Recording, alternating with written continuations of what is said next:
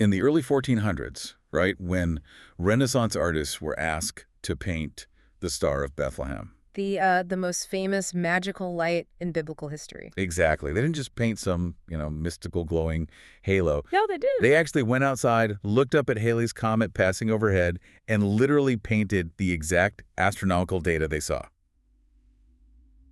Welcome back to the Deep Dive, everybody. It is so great to be back. So we are officially continuing our deep dive into the history of the Renaissance, and this is episode 2. Yes, it is. And for this one, I really want to present these concepts almost like an art history 101 class for beginners. I love that. A totally approachable, jargon-free look at the Quattrocento. Right. Because today, we're looking at that exact moment when art basically stopped being pure mysticism. And started being pure mathematics. Yeah, exactly. It's fascinating. It really is. I mean, Yeah. we are stripping away that ethereal magic of the 15th century and replacing it with, unadulterated calculus. Okay, so set the scene for us. Where are we? We are in Florence, Tuscany. It's the 15th century. The Quattrocento. Right. And the city is just booming with wealth. You've got artisan commerce exploding. You have the massive Medici banking empire. There's a lot of money flying around. Oh, an incredible amount of money. And in that highly competitive, highly resourced environment, artists start aggressively pushing the boundaries. They want to see what a flat surface can actually do, right? Exactly. They were just, no longer satisfied with floating figures that looked like they belonged to some other mystical world. Because they were aiming for what the sources actually call the rationalization of sacred history. Which is such a great phrase. It really is. They wanted to bring rule and order and proportion back to the physical world, just blending nature and science with the divine. But to completely rationalize reality, to mimic the natural world precisely, they couldn't just throw paint at a wall. No, they needed a completely new set of physical rules. Yeah. They basically needed to build a stage. And that structural blueprint really begins with this architectural genius, Filippo Brunelleschi. Ah, the Duomo guy. The very same. He had already gotten massive street cred, basically, for designing the revolutionary thrust system to build the dome of the Florence Cathedral. Which had sat unfinished for decades, right? Right, because literally nobody knew how to span that massive open space without the whole roof just collapsing inward. And Brunelleschi just, figures out the physics of it. He figures out the literal physics of it. But then, around 1416, he tackles a completely different kind of architectural problem. The flat surface. Exactly. He invents linear perspective. Which, when I was looking at the sources, it honestly feels somewhat similar to, a software engineer inventing the underlying code of a 3D video game engine. Oh, that is a perfect way to think about it. Because before Brunelleschi, paintings were essentially just flat. Oh. Like if you were an important figure, you were painted bigger. Size meant importance, not distance. Right. But Brunelleschi's math gave artists the literal code to make a 2D wall have calculable actual depth. So how did he actually do it? Well, he didn't just, guess at how things shrink as they get further away. He mapped out the specific mechanics. Like a grid. Exactly like a grid. He figured out that if you establish a single point on a horizon line, a vanishing point, every single parallel line in your composition has to physically angle and converge exactly on that dot. Wow. So you could calculate the exact proportional size of a building or a person, no matter where they were standing in that imaginary space. Exactly. And later on, Leon Battista Alberti formalizes all of this math in his 1436 book, De Pictura. So we have this 3D video game engine, basically. Mm-hmm. And we can see it deployed perfectly by the painter Masaccio, right? Oh, yes, absolutely. He paints this breathtaking fresco called La Trinité in the Church of Santa Maria Novella. Depicting the Holy Trinity. Right, and it includes the wealthy donors who actually paid for the painting. But he doesn't just, slap them onto the wall. No, he engineers them into the physical space of the viewer. How so? Well, because the fresco is high up on the church wall, anyone standing in the nave has to physically look up at it. Okay, that makes sense. Masaccio anticipates this. So the painted donors inside the picture are kneeling on a painted staircase, and they are also looking up. Oh, wow. Yeah. And to make that optical illusion work, Masaccio plotted a perspective grid that actually converges downward toward the physical eye level of you, the person standing on the floor. So he's visually breaking the real air of the church with the painted air of the fresco. Exactly. And the math driving that illusion is just staggering. It really is. Because to build out this grid, he needed a foundational metric, right? A starting point. Right. You need a base unit. And he actually uses the assumed physical height of Christ. Yes. Yes. Which theologians at the time calculated to be exactly 173 centimeters. Which is just so specific. Very specific. And he divides that height by 10 and uses that resulting fraction as the base mathematical unit to dimension the entire painting. Every single part of it. Yeah, that one number dictates the width of the painted columns, the depth of the vault, the horizon line, everything. He even incorporates the golden ratio of Pythagoras into the layout. Wait, really? The 1 to 1.618 ratio? That exact one. By dividing the architectural spaces into that ratio, he's using a proportion found everywhere in nature. Like the spiral of a nautilus shell. Right, or the arrangement of leaves on a stem. Yeah. He is basically anchoring the divine image in the geometric laws of the physical universe. So Brunelleschi and Masaccio have built this perfect, mathematically sound 3D wireframe. They have the stage. Right, but a wireframe is just an empty room. How did they figure out how to put physical, weighty, realistic humans inside that calculated space? Well, to go forward, they actually had to look backwards. To Rome. Exactly. By the 15th century, society had largely lost the technical ability to render realistic physical weight and, cast massive metal sculptures. The knowledge was just gone. It was. So artists like the sculptor Donatello went digging into Roman ruins to relearn it. He resurrected the physical forms of classical antiquity. Okay, so let's talk about his Gattamelata in Padua. Oh, a masterpiece. It's a massive bronze equestrian monument dedicated to a military leader, a condottiere. And the sheer engineering required to cast a bronze statue of that size just hadn't been seen since the Roman Empire. Not at all. Donatello actually took a trip to Rome to study the surviving antiquities. He heavily studied the famous Roman statues Marcus Aurelius on horseback, right? He did, which, funny enough, only survived the metal scavenging of the Middle Ages because people mistakenly thought it was a statue of Constantine, the first Christian emperor. Oh, that's hilarious. A total accident of history. Complete accident. But Donatello studies the mechanics of that Roman statue, and then he adapts the proportions to communicate this severe psychological authority. Right, because when you look at the Gattamelata, the horse is deliberately modeled to be incredibly massive. Almost disproportionately huge compared to the rider. Yeah, why did he do that? He emphasizes the overwhelming muscular brute force of the beast, which only highlights the immense skill of the rider. Oh, I see. Yeah, the military leader sits up top, perfectly calm, bareheaded, just controlling this gigantic animal with a simple baton. And he's wearing a really fascinating mashup of clothing, too. Yes, he is. He has a contemporary 15th century cuirass, a modern piece of armor for the time layered with antique Roman upper garments. Right, which is a bit like seeing a modern general wearing like a Kevlar vest draped in a Roman toga. It's a deliberate collision of timelines. Donatello is trying to bridge the glorious past with the powerful present. And you actually see him pull this same psychological trick with his bust of Niccolò da Uzzano. This is a portrait of a highly influential Florentine politician, right? Exactly. And the fashion for men in the 1400s was mid-length hair, but Donatello gives Niccolò a tight Roman Republic-style buzz cut. Which immediately signals to the viewer, this man possesses the unshakable civic virtue and authority of an ancient Roman senator. Donatello even made the bust out of painted terracotta, but treated the surface of the garments to mimic the illusion of ancient carved marble. He's constantly referencing antiquity.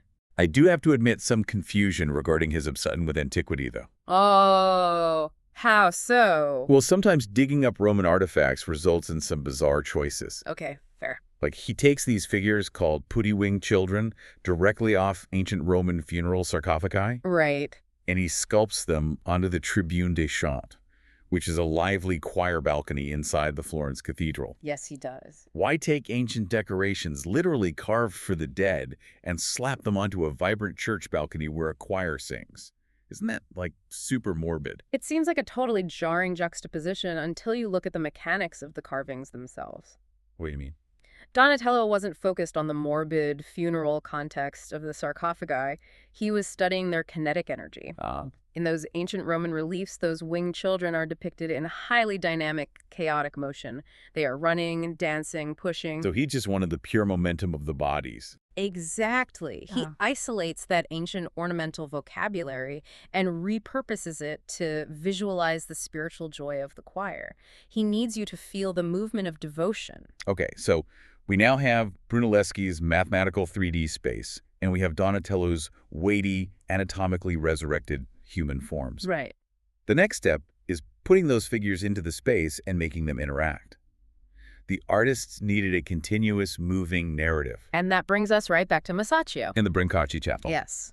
He paints a fresco known as Argent du Tribut, or the tribute money, and he synthesizes the math and the physical form into this really complex visual story. I love looking at this painting because it reads exactly like a modern comic book layout. It really does. You have 3 different scenes of a single story happening simultaneously within one unified landscape frame. Right, so walk us through it. Okay, so scene 1 sits right in the center. Christ, surrounded by his apostles, gives an order to St. Peter, while the antagonist, a tax collector demanding money, stands with his back to us. Then scene 2 is over on the far left. St. Peter kneels by the water, catching a fish that miraculously holds a coin in its mouth. And then the resolution. Right. Scene 3 is on the far right. Peter hands that exact coin to the tax collector to pay the debt. To make that non-linear narrative digestible, Masaccio employs masterful visual blocking. Yeah, the tax collector in the center has his arm outstretched, pointing forcefully to the right. It is basically brilliant user experience design from the 1400s. Seriously. That pointing hand literally grabs your physical gaze and drags it across the plaster to the right, telling you exactly where to look next to resolve the story. And when your eye hits the far right edge of the painting, Masaccio has painted a tall, vertical architectural structure. Like a visual stop sign. Exactly. It physically blocks your gaze from wandering off the wall into the rest of the chapel, forcing your attention to bounce back into the center of the narrative. He is tightly controlling the viewer's optical flow. But he is equally disciplined in how he structures the human bodies themselves. This fresco is the ultimate realization of classicism. And the ancient Greek philosopher Aristotle's theory of mimesis, right? Exactly. Now, mimesis is usually translated as the imitation of nature, but Masaccio is doing something much more specific. He isn't just copying nature exactly as it is, with all its asymmetry and flaws. Right. He takes the most beautiful, universal parts of reality and synthesizes them into an idealized form. He doses stark realism with philosophical harmony. You can really see the mechanics of this idealization in the tax collector. Because he paints him standing in a classic contrapposto pose. Yes, which is a technique lifted straight from ancient Greek statuary. Where the weight of the body rests entirely on one straight leg, causing the hips and shoulders to tilt in opposite directions. Right, and the other leg is relaxed, with just the toe grazing the ground. It creates this dynamic S-curve in the body that looks incredibly balanced and alive, yet completely stable.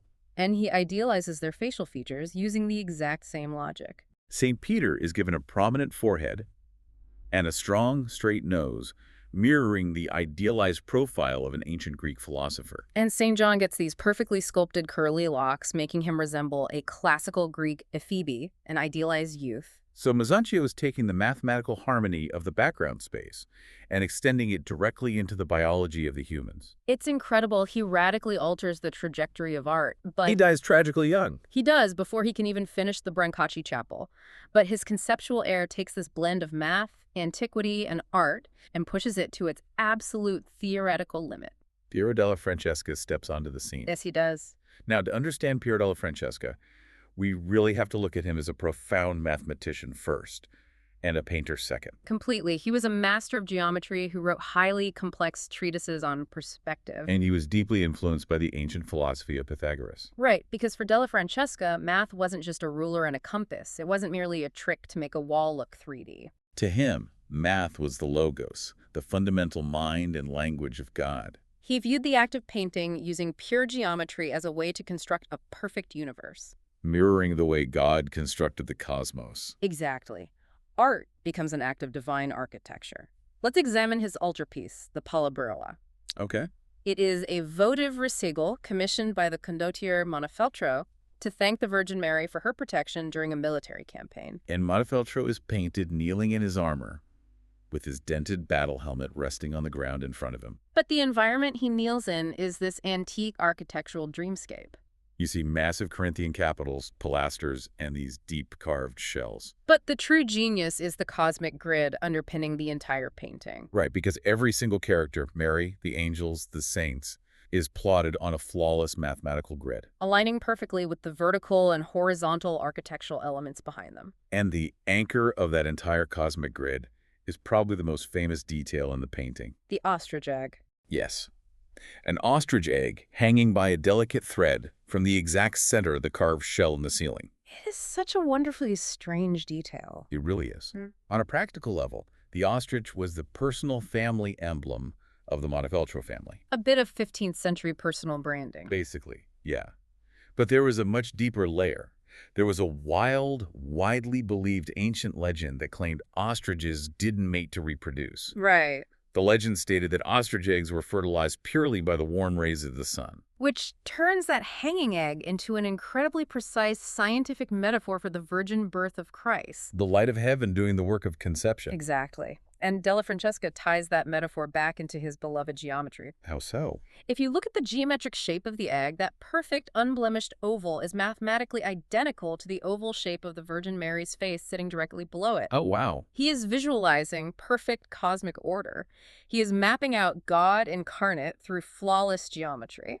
Okay, and I have to ask this, looking at all these rigid mathematical grids and perfectly matching ovals and figures locked into alignment with pillars, Yeah. doesn't the art risk becoming incredibly cold? Doesn't the rigid calculations strip away the raw human emotion of the scene? That's a great question. As modern viewers, we instinctively associate strict mathematics with a lack of feeling. We view calculation as cold. Right, like it's robotic. But for Della Francesca and for the Quattrocento mind, that perfect mathematics was the emotion. Really? Yes, it was the visual expression of absolute divine calm. They believed that the physical world we live in is messy, chaotic, and flawed. Sure. When you use geometry to strip away that physical chaos, what you are left with is the tranquil, perfect order of the universe. So the math becomes the mechanism for serenity. Beautifully put. And he enhances that serenity through a revolution in materials. Della Francesca heavily studied Flemish oil painting techniques. Because prior to this, Italian artists primarily used tempera paint, right? Right, which is bound with egg yolk. Right. Tempera dries almost instantly and creates a very flat, opaque surface. But oil paint dries very slowly. Exactly, allowing an artist to layer dozens of translucent coats or glazes of color over one another, So light physically travels through those layers of oil and bounces back. creating highly realistic, luminous effects. And we see him deploy the physics of this oil technique in his Madone de Senegalia. Oh, yes. There's a mesmerizing detail in the background where a beam of sunlight is shining through a glass window. The oil glazes allow Della Francesca to capture the exact way the light hits the intricate textures of the clothing. The heavy red dress, the sheer veil. He paints light physically passing through a solid pane of glass without breaking it. Which is yet another brilliant physical manifestation of the virgin birth. He is using the literal physics of light refraction to explain spiritual mysteries. Man, when we pull all of these threads together, the Quattrocento feels less like an art movement and more like a massive scientific and philosophical revolution. It absolutely was. By utilizing Brunelleschi's strict laws of linear perspective, Donatello's anatomically resurrected Roman forms, Masaccio's idealized narrative blocking. and Piero della Francesca's obsessive geometry, these artists were undertaking something entirely unprecedented. They were rationalizing sacred history. They were leveraging science, physical observation, and rigorous mathematics to map out the mind of God on a two-dimensional plane. They took the unexplainable magic out of the sky, looked closely at the astronomical data of Halley's Comet, and realized they could measure the divine. They could grid it. They could build it. And that intense desire to measure, to structure, and to actively influence the viewer's psychological state is an impulse that still drives visual culture today. Totally. Consider a final detail in Della Francesca's Madonna Senegalia. If you look closely at the figures populating that painting, none of them are interacting. Right. None of them are looking at each other, and crucially, none of them are looking out at you. They all possess lowered, distant, almost heavy gazes. They seem entirely locked inside their own minds. That isolation is a highly calculated design feature. Della Francesca engineered those distant gazes to provoke a state of intense inward contemplation in the viewer. Interesting. The painting is not passively showing you a religious scene. The mathematical grid, the heavy stillness, and those distant eyes are actively demanding that you imitate that exact psychological state. The painting is literally forcing you into a moment of quiet meditation. Exactly. So I leave you with a challenge for your own daily life. Okay, let's hear it. The next time you consume a piece of modern visual media, a film, a photograph, or a painting, Ask yourself, is it simply telling you a story? Or is it mathematically visually engineered to force you to imitate its exact state of mind? Are you simply observing the art, or is the underlying code of the art actively hacking your brain? It's a fun thing to think about. It really makes you realize that when you strip everything away, whether it's a modern digital interface or a 15th century masterpiece mapping out divine geometry, we are all just desperately trying to uncover the visible order hidden inside the muddy waters of reality.